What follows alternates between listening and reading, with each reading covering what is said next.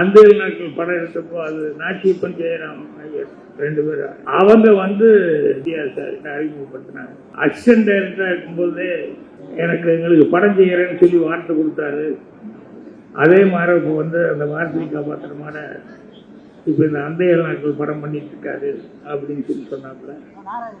அப்போ டிஆர் சிரிச்சுக்கிட்ட ரொம்ப சந்தோஷம் அப்படின்னு சொல்லிட்டு அப்புறம் என்கிட்ட ஒன்று தனியா சொன்னார். என்னன்னா, வார்த்தை கொடுக்கறது பெருசல்ல, ரொம்ப யோசிங்க வார்த்தை கொடுக்கறதுக்கு முன்னால.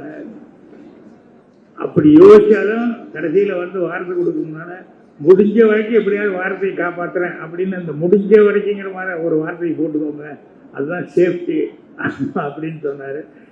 ஏன்னா இப்படி சொல்றாருன்னு எனக்கு தெரியல. ஆனா வார்த்தை கொடுக்கறத பத்தி அவ்வளவு தூரம் அவர் சொன்னதுங்கிறது அப்புறம் லைஃப்ல வரும்போது, நடைமுறையா வரும்போது அதே சில விஷயங்கள் நமக்கு தெரிய வருது.